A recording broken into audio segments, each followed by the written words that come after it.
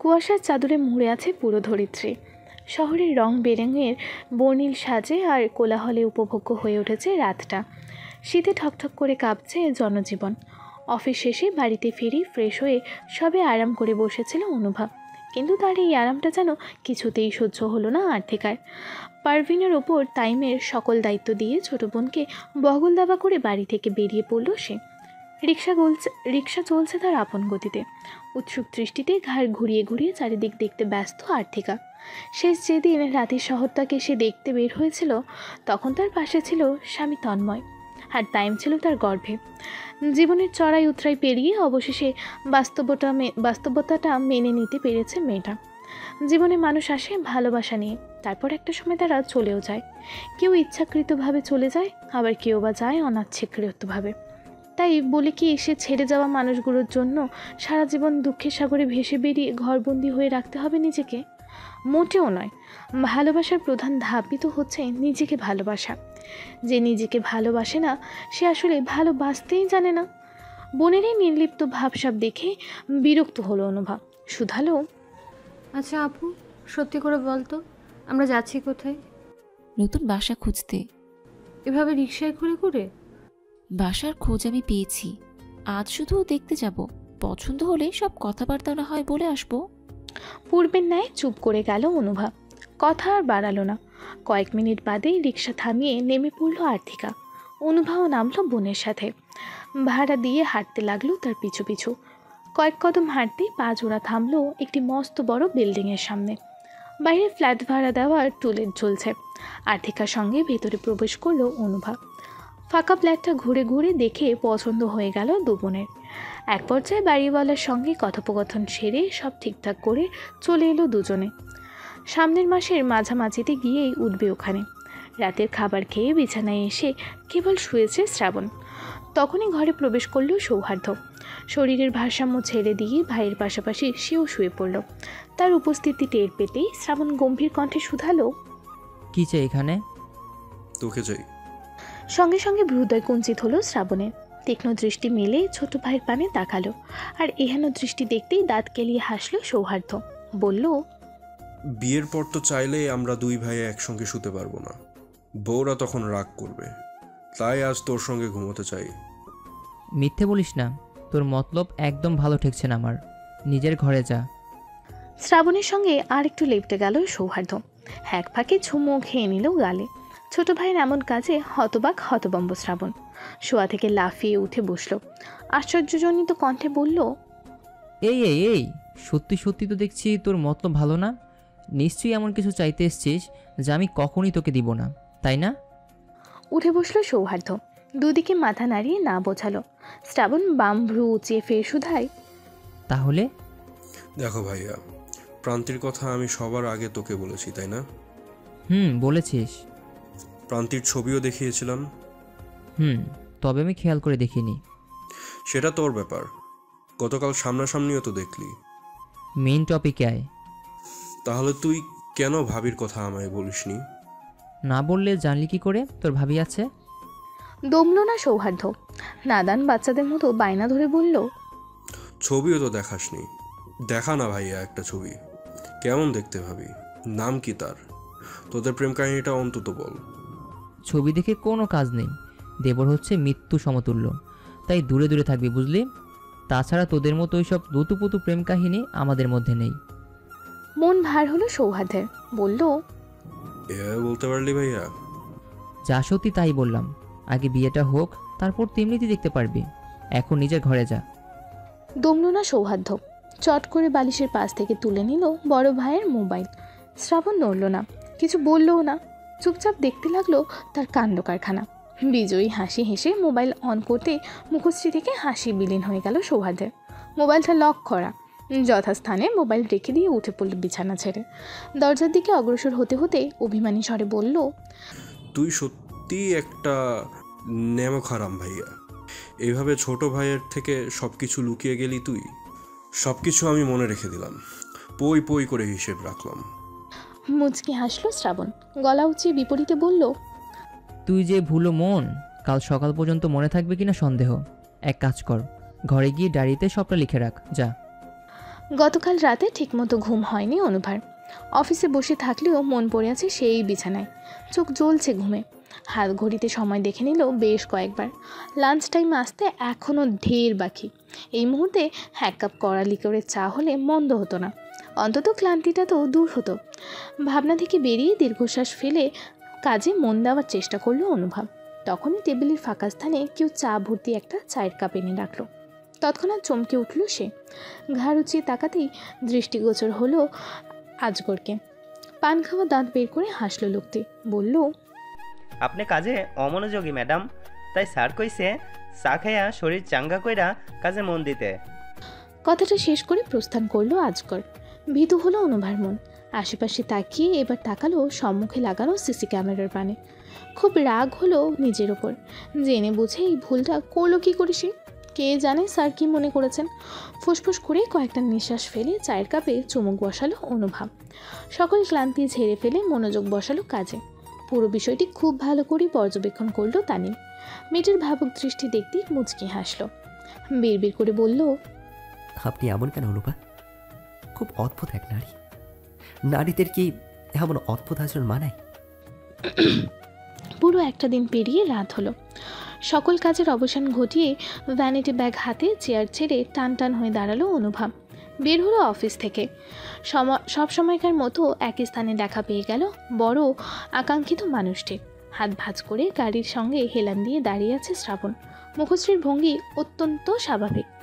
সহাসে তার দিকে এগিয়ে গেল অনুভব। আজও সপ্তাহখানেক পর দুজনের দেখা হলো। কোনো ভনিতা ছাড়াই পুরুষটির উদ্দেশ্যে সে প্রশ্ন ছুড়ল, সবসময় সপ্তাহে একদিন আমাদের দেখা হয়। দেখা হওয়ার পর টানা 7 দিন তুমি আমার সামনে আসো না। প্লিজ, আমি জানি রোজ তুমি আমায় দেখো, আমার খেয়াল রাখো। এবার প্রশ্নটা হচ্ছে, এমন করে কি মজা পাও বলো তো? প্রশ্নটি করে থামল অনুভব। উত্তরের আশায় বিপরীতে দাঁড়ানো পুরুষটির মুখশ্রীতে গাঢ় দৃষ্টি রেখে তাকিয়ে রইল। চমৎকার হাসল শ্রাবণ। উত্তরে বলল, তোমাকে আমার অনুপস্থিতি সম্পর্কে ভাবাতে, তোমার মনে আমাকে এক নজর দেখার ব্যাকুলতা সৃষ্টি করতে। সেকেন্ড দুয়েক বিরতি নিয়ে বাম ভ্রু উঁচিয়ে খানিকটা ঝুঁকল অনুভার দিকে। প্রশ্ন ঝুলল, তা আমার উদ্দেশ্যে কি আমি সফল হতে পারলাম? আমার নোভারানিকে আমায় মিস করেছে? অপ্রস্তুত হলো অনুভব। আশেপাশে অপ্রয়োজনে তাকালো। প্রসঙ্গ বদলাতে বলল, তা তো অবশ্য পড়েছেই। এমন একটা আবহাওয়াতে ঘুমাতে যাওয়ার সময় রোজ রোজ তোমাকে মিস করি। তুমি পাশে থাকলে হয়তো এই ঠান্ডার মধ্যে আমাকে কোলবালিশ ধরে শুয়ে থাকতে হতো না। ছেলেটার কথাবার্তা দিন দিন লাগাম ছাড়িয়ে যাচ্ছে। রাগ হলো অনুভব। দাঁতে দাঁত চেপে বলল, অসভ্য একটা। হাসিটা চওড়া হলো শ্রাবণের। বলল, জানো, আমার ছোট ভাইটা না তোমার উপরে চরম ক্ষিপ্ত। কথাটা কর্ণপাত হতেই অবাক হলো অনুভব। ছেলেটার যে একটা ভাইও আছে সে বিষয়ে আজ প্রথম জানলো সে। তার উপর সেই ভাই তার উপর কেন রাগ করবে? আশ্চর্যজনিত কণ্ঠে শুধালো, কেন? আমি আবার কি করলাম? অবশ্যই করেছ। তোমার জন্যই তো ওর বউকে ঘরে তুলতে পারছে না। আমার জন্য? আমি তো তোমার ভাইকে কখনো দেখলামই না। সেখানে ওর বউ কোত্থেকে এলো? দেখোনি তো কি হয়েছে। ও একটা মেয়েকে ভালোবাসে। বাবা মা ওদের বিয়ে দেওয়ার সিদ্ধান্ত পর্যন্ত নিয়েছে, কিন্তু বিয়েটা শুধু আমার জন্য আটকে আছে। কেন আটকে আছে? কেন আবার? বিবাহযোগ্য বড় ভাই রেখে ছোট ভাইয়ের বিয়ে। আত্মীয় স্বজন পাড়া প্রতিবেশী তো রীতিমতো কূটনৈতিক বৈঠক বসিয়ে দিবে। তাহলে এখানে আমার উপরে কেন ক্ষিপ্ত হলো? দোষ তো তোমার। তুমি বিয়ে করে নাও, তাহলেই তো সব সমস্যার সমাধান হয়ে যায়। এতক্ষণ যেন এই কথা শোনার জন্যই ভেতরে ভেতরে ওত পেতেছিল শ্রাবণ। চট করে বলল, অবশ্যই তোমার দোষ। আমি কি চাইছি না বিয়ে করতে? অবশ্যই চাইছি। বউ ছাড়া এত দীর্ঘ রাত কাটাতে আমার কষ্ট হয় নোভা। আমি তো সেই কবে থেকেই তোমাকে বলেই যাচ্ছি, আমায় বিয়ে করো নোভা, আমাকে বিয়ে করো। কিন্তু তুমি তো করছো না। সেই ক্ষেত্রে সব দোষ তো তোমারই। ভেতরে ভেতরে অনুভূতিরা তাণ্ডব চালালেও বাহির থেকে নিজেকে কঠোর রাখলো অনুভব। বলল, তুমি এমন অধৈর্যশীলদের মতো কেন করছো বলো তো? আমাদের মধ্যে কিছু হতে পারে না। পরিবার যার সঙ্গে বিয়ে ঠিক করে তাকেই বিয়ে করে সুখী হও।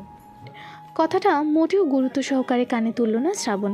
ভাবলেশীনভাবে বলল, আমাদের একে অপরের সুখ যে আমাদের দুজনের মধ্যেই নিহত নোভা। অন্য কারো সঙ্গে যদি নিজেকে বাঁধতে পারতাম তাহলে এত কিছুর পরেও কি আর ফিরে আসতাম? তাছাড়া আমার মতো লয়াল ছেলে এই বিশ্ব ভ্রমণতে তুমি দ্বিতীয়টি আর খুঁজে পাবে না, বুঝলে? আহত দৃষ্টিতে তাকালো অনুভব। এই পুরুষটির জন্য আকাশসম অনুভূতির পাহাড় যে অনেক আগে থেকেই তার ভেতরে রয়েছে। বারবার তাকে ফিরিয়ে দিতেও ভীষণ কষ্ট হয় অনুভার, কিন্তু সব বুঝেও না বুঝার ভান ধরে থাকতে হয় তাকে। ভবিষ্যৎ ভেবে ভীতু হয় তার মন। শ্রাবণের বাবা মা তাদের সম্পর্কে সব জানার পর আদৌ কি তাকে পুত্রবধূ হিসেবে মেনে নেবে? তাকে ভাবনার অন্তর্জালে ডুবে যেতে দেখে গাড়ির দ্বার খুলে দিল শ্রাবণ। গম্ভীর কণ্ঠে বলল, উঠে বসো। ধ্যান ভঙ্গ হলো অনুভার। নীরবে উঠে বসলো গাড়িতে। কয়েক মিনিটের মধ্যেই নিজ গতিতে চলতে শুরু করলো গাড়ি। এতক্ষণ ধরে এই কপতিকে দূর থেকে খুব গভীর দৃষ্টিতে পর্যবেক্ষণ করে গেল একজোড়া চোখ। রোশানলে ফেটে পড়ল তার সমস্ত দেহ। শক্ত কণ্ঠে ড্রাইভারের উদ্দেশ্যে আদেশ ছুড়ল, স্টার্ট দাও। মালিকের এমন কণ্ঠস্বরের সঙ্গে পূর্ব পরিচিত মাঝবয়সী ড্রাইভার শুকনো ঢোক গিলে দ্রুত হাতে স্টিয়ারিং ঘোরালো। সবসময়কার মতো দক্ষ হাতে গাড়ি চালাচ্ছে শ্রাবণ।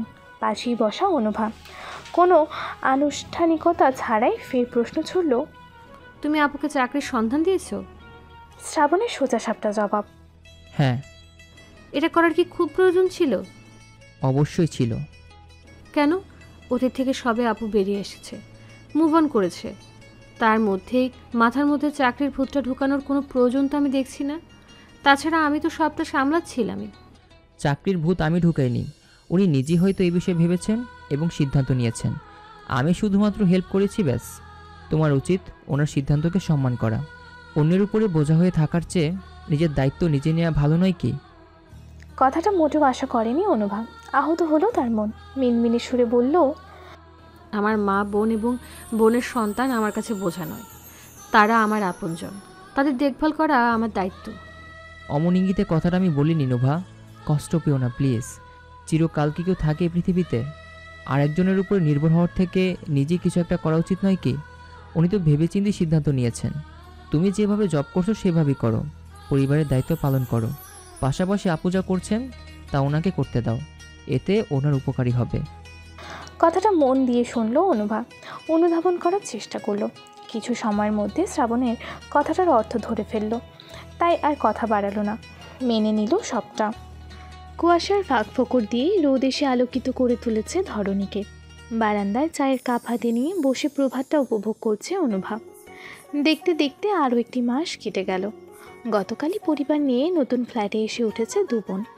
এখনও পুরোপুরিভাবে গোছগাছ করা হয়নি কিছুই। শুধু মায়ের জন্য বরাদ্দাকৃত ঘরটাই গুছিয়ে উঠতে পেরেছে দুজনে। আজ শুক্রবার, আজ আর বাজার করতে বের হয়নি অনুভা।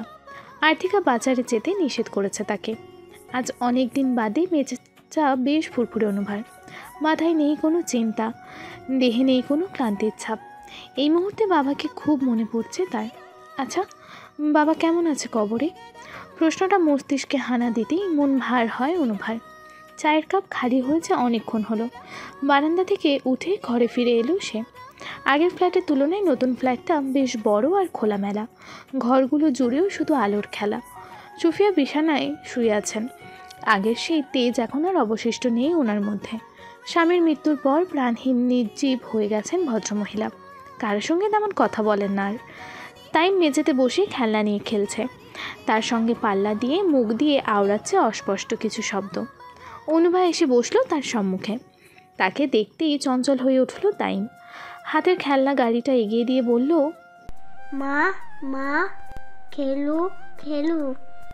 মুচকি হাসলো অনুভা। খেলনা গাড়ি না নিয়ে নিজ কোলে বসালো তাইমকে। গাল দুটো আলতো করে টিপে দিয়ে বলল, মা না, খালামুনি বলো। কথাটা কিছুতেই মনোপুত হলো না ছোট তাইমের। গলা জড়িয়ে ধরে বলল, মা আমা মা। খিলখিলিয়ে হেসে উঠল অনুভা। তার হাসির শব্দে ভেতর ঘর থেকে ছুটে এলো আর্থিকা।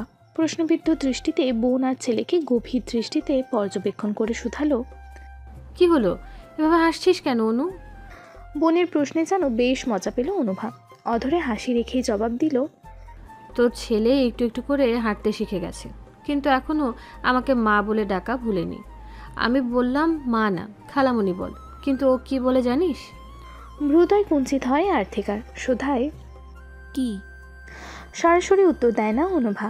প্রমাণ দেখাতে হবে। তাই ফের টাইমের পানে দৃষ্টি ফেলে শুধায়, আমি তোমার কি হই বাবাটা? প্রশ্নের বিপরীতে সঙ্গে সঙ্গে অবুঝ বাচ্চাটির থেকে উত্তর এলো, মা ও মা।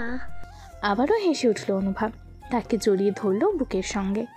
আজ আর রাগল না আর্থিকা, সেও হেসে দিল ছোট্ট বোনের সঙ্গে। হাস্যোজ্জ্বল মুখে বলল, তোর মা হবার তো খুব শখ দেখছি রে অনু। তোর এই শখটা পূরণের জন্যই এবার আমি তোকে বিয়ে দিয়ে দিব। কথাটা শেষ হতে না হতেই মেঝেতে রাখা মোবাইলটা বেজে উঠল। উকি দিয়ে স্ক্রিনে ভাসমান শ্রাবণ নাম দিয়ে সেভ করা নাম্বারটা দেখে মুচকি হাসল আর্থিকা। ঘরের দিকে যেতে যেতে বলল, ওই যে বিয়ের কথা বলতে না বলতেই বাচ্চার ভবিষ্যৎ বাপ কল দিয়ে দিল। কি টাইমিং রে বাপ্পা। বড় বোনের কথাটা শ্রবণনালী পর্যন্ত ভেদ করে মস্তিষ্কে পৌঁছাতেই লজ্জায় ফর্সা গাল দুটোতে রক্তিম আভা ফুটে উঠল অনুভার। টাইমকে খেলনা দিয়ে মেঝেতে বসিয়ে রিসিভ করলো কল। সব সময়কার মতো আজও তাকে কিছু বলার সুযোগ না দিয়েই বিপরীত পাশ থেকে ভেসে এলো গম্ভীর পুরুষালী কণ্ঠস্বর। তোমার তো দিনে দিনে খুব অবনতি হচ্ছে নোভা। রুটিন মাফিক আজকে তোমার বাজার করার কথা ছিল, কিন্তু তুমি বাজার করতে এলে না। এটা কি ঠিক করলে? এই তুমি কি এখন আমাকে তোমার বাজার করার কেয়ারটেকার বানাতে চাইছো নাকি? একসঙ্গে এতগুলো কথা শোনার পর হতভম্ব হয়ে গেল অনুভা। কিয়ৎ নীরব থেকেই তার স্বরেই বলল, তুমি তো আমার বডিগার্ডের পদ ছেড়ে আবার কেয়ারটেকার হতে চাইছো? মুচকি হাসল শ্রাবণ, কিন্তু তা প্রকাশ করল না, বরং পূর্বের ন্যায় গম্ভীর কণ্ঠেই বলল, তুমি আমায় বডিগার্ড বলতে পারলে নোভা? তো কি বলবো, যেভাবে সারাক্ষণ আমার খবরাখবর রাখো তাতে তো আমার এমনটাই মনে হয়। জামাই না হয়েও জামাইয়ের মতো তোমায় আগলে রাখি, আর তুমি কি না আমার সম্পর্কে এমনটা ভাবলে? ছি। নিঃশব্দে হাসল অনুভা। এ যেন সে পুরানো শ্রাবণ। সব কিছু বদলালেও এই ছেলেটার আচার ব্যবহার একটু বদলায়নি। তার হাসি দেখতেই তাইমও হেসে উঠল, আদো আদো বুলি ছুড়ল, মা ও মা, তাতে কেলু। পুরো কথাটাই স্পষ্ট শুনতে পেল শ্রাবণ। প্রশ্ন করল, বাচ্চাটাকে তাইম? হুম। অর্থি আপু কি তোমার পাশেই? না, আপু তার ঘরে। তাহলে মা বলে কাকে ডাকে? কাকে আবার? আমায় ডাকে। ললাটে ভাঁজ পড়ে শ্রাবণের। কয়েক সেকেন্ড নীরব থেকে কিছু একটা ভেবে উঠতেই হেসে ওঠে, বলে, বাহ নোভা, বিয়ের আগেই মা ডাক শোনা হয়ে গেছে তোমার। আমি তবে বাদ যাব কেন? দাঁড়াও, আমি বরং আমার একটা ফটো পাঠাচ্ছি। ভ্রুযুগল কিঞ্চিত কুচকে যায় অনুভার। সুধায়, কেন? তোমার ফটো দিয়ে আমি কি করব? কেন আবার? তাইমকে দেখিয়ে বাবা ডাক শেখাবে। পরের বার দেখা হলেই বাবা ডেকে আমার কোলে চলে আসবেও। অন্যের বাচ্চার থেকে বাবা ডাক শোনার এত শখ কেন? পারলে নিজে একটা পয়দা করে নাও। কথাটা মনোপুত হলো শ্রাবণের। কণ্ঠে খেলে গেল দুষ্টুমি। বলল, এই জন্যই বলেছিলাম চলো বিয়ে করে নেই, তারপর না হয় বাচ্চা পয়দা করার কার্যক্রম শুরু করব। ছেলেটার এমন লাগামহীন কথায় থতমত খেয়ে গেল অনুভা। বেশ লজ্জাও পেল। দাঁতে দাঁত চেপে অসভ্য বলেই কেটে দিল কল। এতক্ষণের আটকে রাখা হাসিটা এবার বাহ্যিকভাবে প্রকাশ পেল শ্রাবণের। হাসতে হাসতে বিছানায় মোবাইল রেখে ঘর থেকে বের হলো সে। টেবিলে বসে চপিং বোর্ডে তরকারি কাটছেন শান্তা। মায়ের পাশে চেয়ারটায় এসে বসল শ্রাবণ। ছেলেকে দেখতেই মুখ বাঁকালেন শান্তা। আফসোসের সুরে বলতে লাগলেন, কি কপাল আমার, যে বয়সে ছেলের বউয়ের হাতে রান্না খাওয়ার কথা, সেই বয়সে নিজে রান্না করে খেতে হচ্ছে। কি লাভ হলো দুটো ছেলের মা হয়? এর থেকে যদি মেয়ে হতো তাহলে অন্তত এতদিনে ডজন ডজন নাতি নাতনিদের সঙ্গে খেলতে পারতাম। মায়ের কথায় আড়ালে হাসলো শ্রাবণ, তবে সামনাসামনি গম্ভীর কণ্ঠে বলল, আজকে শুক্রবার, তোমরা চাইলে কিন্তু আজ আমার বিয়েটা দিয়ে দিলি পারতে মা, তাহলে অন্তত তোমার দুঃখ কষ্ট ঘুচত। হাত থেমে গেল শান্তার। পূর্ণ দৃষ্টিতে পুত্রের পানে তাকালেন। ডান ভ্রুটা উঁচিয়ে সন্দিহান কণ্ঠে শুধালেন, মেয়ে রাজি?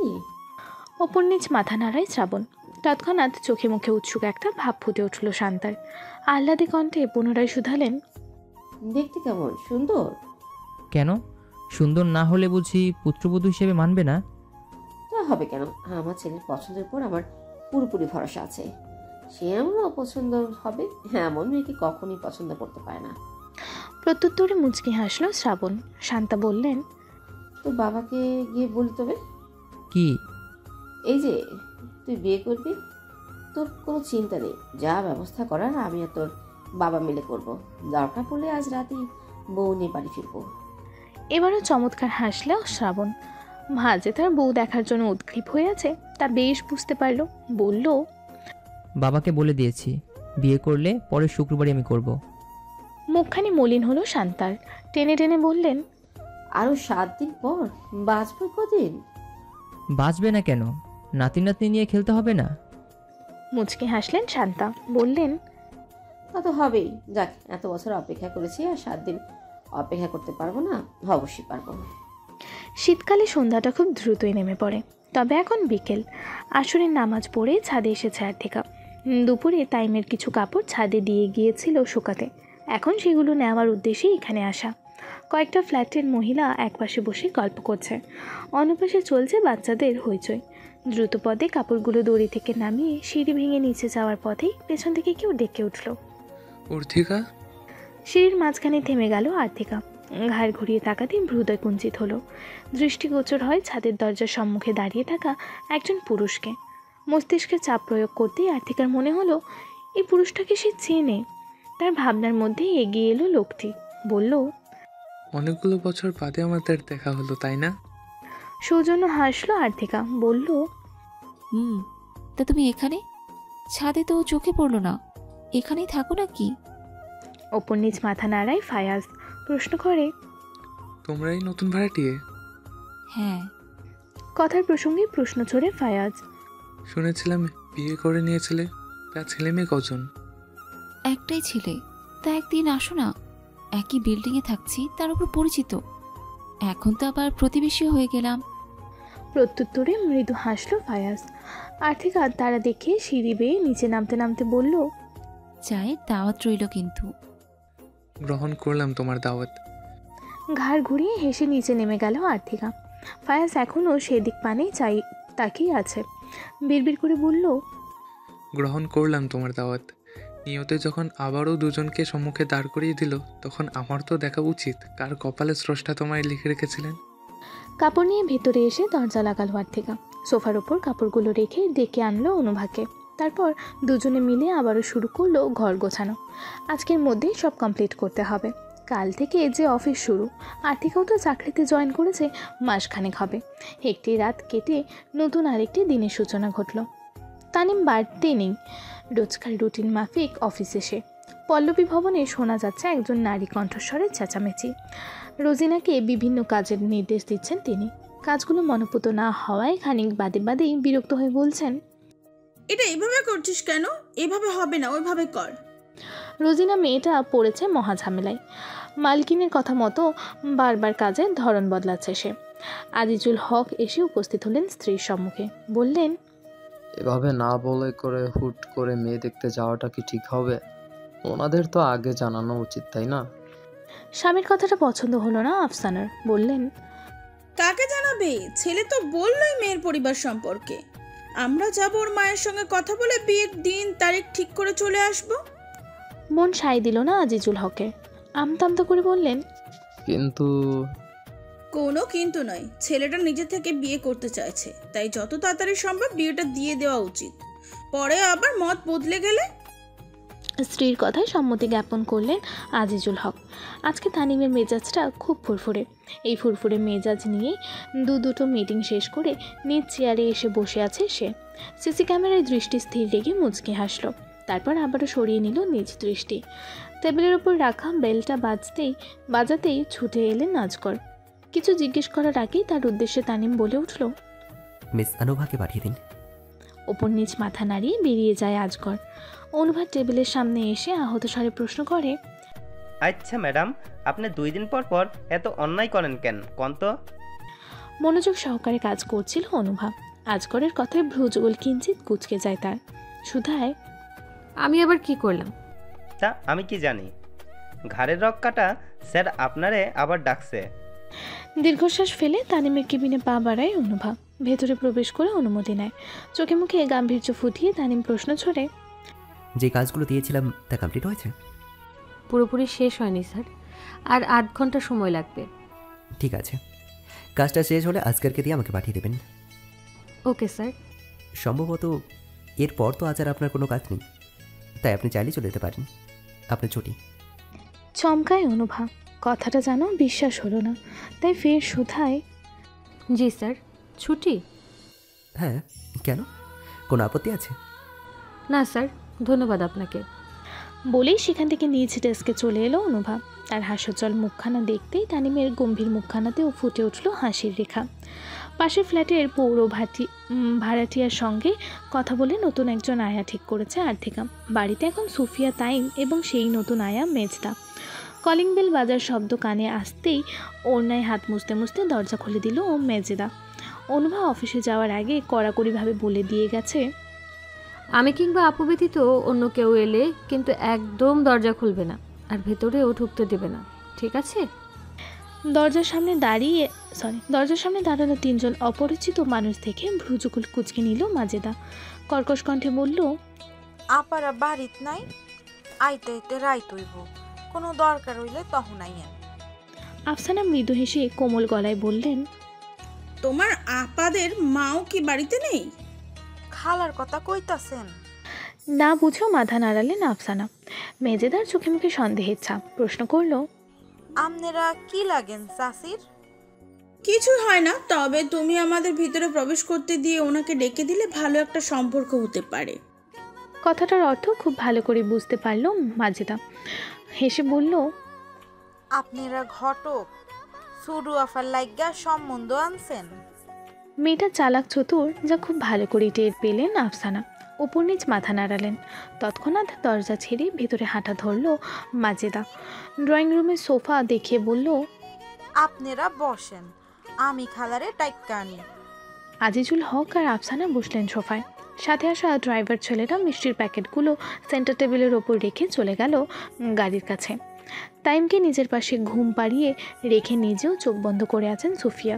ভেতরে প্রবেশ করল মাজেদা। নিজ স্বরে বলল, খালা ঘুমাইয়ে গেছেন নাকি? সুফিয়া চোখ মেলে তাকালেন, বললেন, না, ঘুমাইনি। কিছু বলবে? হ খালা, সুরু আপার লাইগা সম্বন্ধ আইছে। কথাটা শুনতেই টনক নড়ে উঠল সুফিয়ার। কিছুটা সময় নিয়ে শোয়া থেকে উঠে বসলেন। প্রশ্ন করলেন, ওর জন্য সম্বন্ধ এসেছে? হ খালা, তাড়াতাড়ি চলেন, হেরা বসার ঘরে বইসা আছে। বড় আশ্চর্য হলেন সুফিয়া। এখানকার কাউকেই তো চেনেন না ওনারা। সেখানে মেয়ের জন্য সম্বন্ধ কোত্থেকে এলো, কে নিয়ে এলো? এসব ভাবতে ভাবতেই ব্যথাযুক্ত পা নিয়ে উঠে দাঁড়ালেন তিনি। পরনের শাড়ি ঠিক করে ঘোমটা টেনে বাইরে যাওয়ার জন্য উদ্যত হলেন। মাজেদাকে বলে গেলেন, তাদের জন্য চা বিস্কিটের ব্যবস্থা করো। মাজেদা মাথা নাড়ালো। তার আগে কল দিল আর্থিকার নাম্বারে। কথাটা তো দু বোনের একজনকে জানাতে হবে নাকি?